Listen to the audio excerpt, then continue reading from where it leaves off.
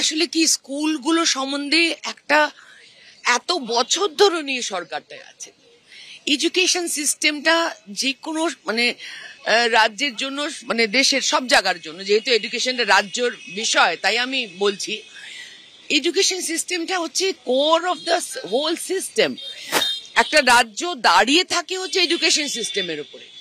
সেখানে যদি শিক্ষক শিক্ষিকা এবং স্টুডেন্টদের তালমেল এবং তাদের সম্মান, তাদের ভালো রাখা, তাদের ভালো থাকার বন্দোবস্ত করা, সেটা যদি অ্যাসিওর না করা হয়, এক তো এই ঘুষ দিয়ে চাকরি, এত অন্যায় কাজ করেছেন এরা, এত বড় অন্যায় কাজ করেছেন। কাদের ঘুষ নিয়েছেন তার লিস্ট উনি ইচ্ছে করলে 7 দিনে 3 দিনে বার করতে পারেন, ইচ্ছে করলে। এতদিনে বেরিয়ে গেছে নিশ্চয়ই ওনার কাছে। উনি তাদেরকে বাঁচানোর চেষ্টা করছেন, কেন এটা করতে পারেন না? আমি তো বলছি, ধরুন সিম্পল, 2016-র আগে কে কোথায় কি করছিলেন? যারা একটা টিম আছে যারা 2016-র আগে অলরেডি চাকরি করছিলেন এবং তারা 16তে আবার পরীক্ষায় বসে কোনো ইমপ্রুভমেন্টের জন্য বা কোনো হায়ার রোলের জন্য তারা অ্যাপ্লাই করেছেন এবং তারা পরীক্ষা দিয়েছেন, সেটা একটা টিম আছে। তাদেরকে এক্ষুনি সেগ্রিগেট করে বার করে দিন, কারণ 16-র আগে যারা পরীক্ষা দিয়েছে তাদের কাছে পুরো পে স্লিপ আছে, যারা পড়াশোনা করিয়েছে টিচার্স যারা, তাদের সকলের পে স্লিপ আছে।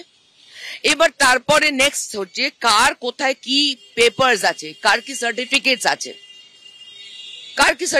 আছে, কে স্কুলে কি পড়াশোনা করেছে, ইমিডিয়েটলি বেরিয়ে যাবে যে কে কি স্টুডেন্ট। আপনি যদি আপনার চোর গুলোকে বাঁচাতেও চেষ্টা করেন তাহলেও আপনি এই মানুষগুলোকে বাঁচাতে পারবেন। আপনি যদি আপনার যারা অন্যায় করেছে তাদেরকে বাঁচাতেও চেষ্টা করেন, কারণ যে মুহূর্তে আপনি বলে দেবেন যে এই লোকগুলো ঘুষ নিয়েছে, ঘুষ দিয়ে চাকরি পেয়েছে, সেই মুহূর্তে কি প্রমাণিত হয় যে আপনার লোকেরা ঘুষ খেয়েছে।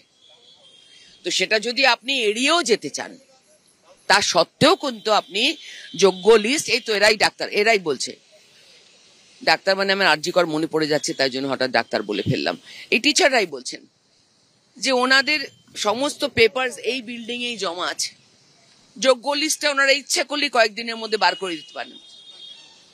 দেখুন, সেটা তো সেই উত্তরটা হচ্ছে রাজনৈতিক উত্তর। আমি তো রাজনৈতিক উত্তর কিছু দেব না এখানে আজকে। আমি এখানে কোনোভাবেই ভাগ করতে চাই না যে যাদের চাকরি গেছে তারা কারা, তারা কোন পার্টি করে, কারা আন্দোলন করছে, কারা